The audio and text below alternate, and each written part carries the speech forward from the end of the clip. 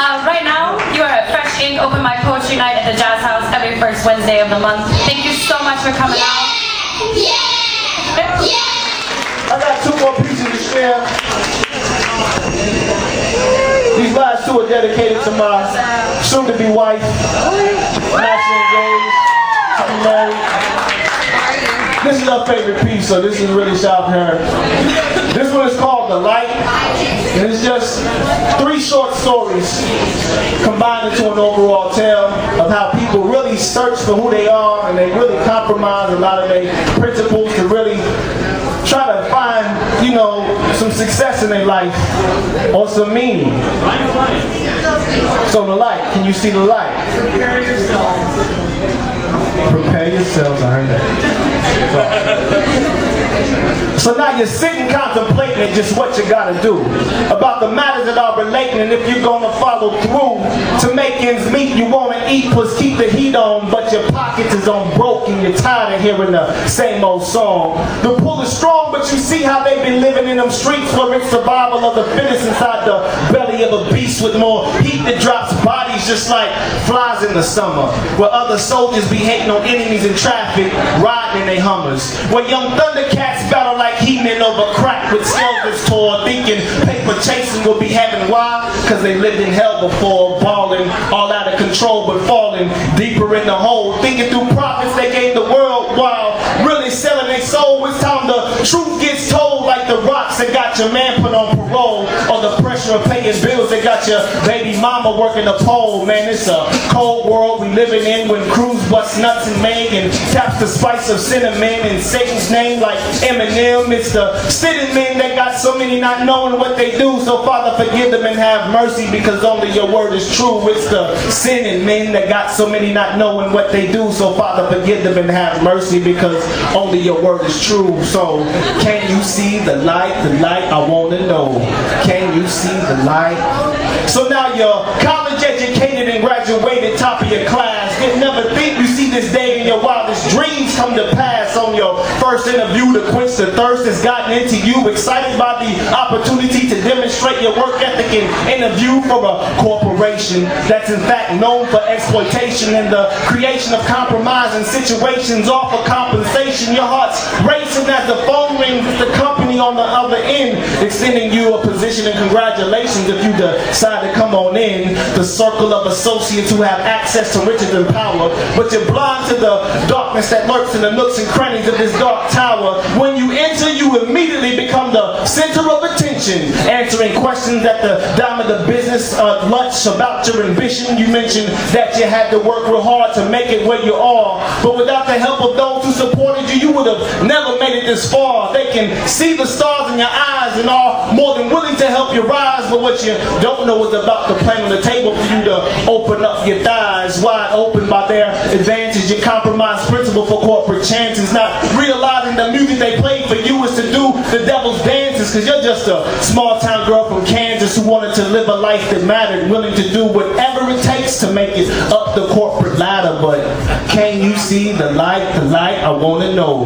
Can you see the light? Check it. See, a teenage love is so innocent in the early beginning until they start experimenting with adult situations, and then they start sinning, experimenting with sexual feelings while searching for self-healing. But unprotected sex get exposed to disease when prophylactics start peeling like bananas.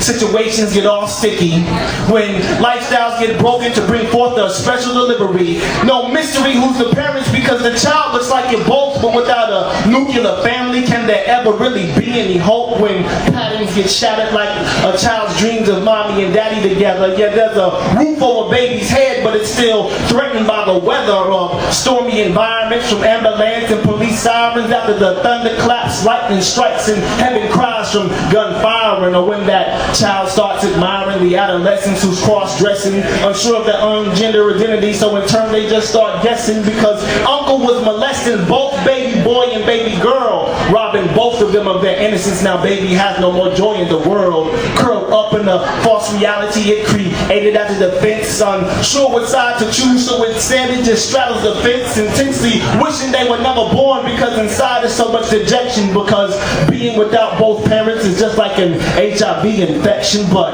can Can you see the light? The light, I want to know. Can you see the light? That's the light right there.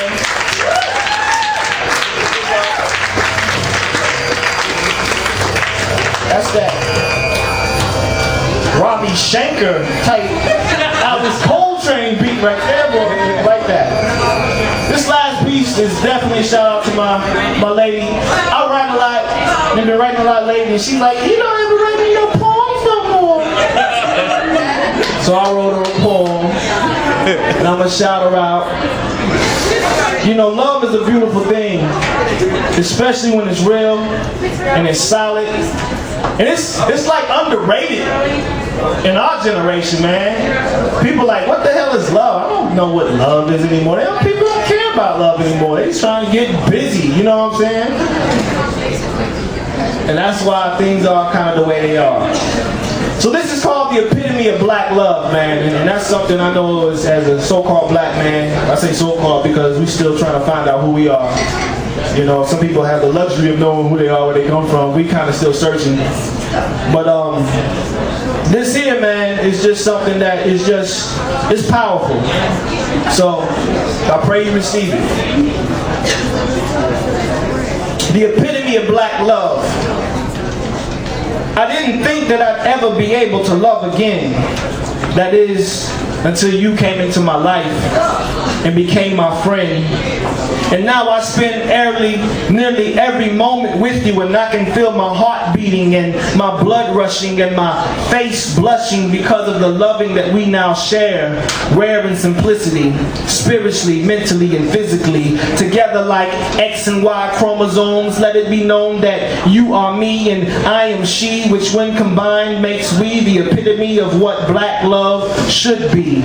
Deep like revolutions and nationhood, we stay embracing on good ground like fertile soil, planting righteous seeds so that we can keep our lamps full of oil for His Royal Highness.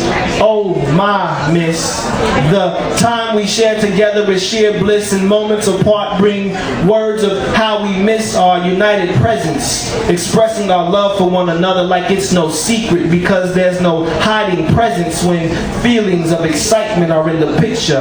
And with you, sister, is a mixture of both passion and principle. And together I know that we can be invincible like the indivisible truth our youth are being reared in, to stay clear of sin so that when the saints are called to gather, we'll both go marching in. The epitome of black love. That's what's up, y'all. Hey, Lawrence, thank you for your time. I hope you enjoyed my rhyme. I still got CDs and oil to sell. And that is how it is. Now, peace and blessings, y'all. Have a good evening.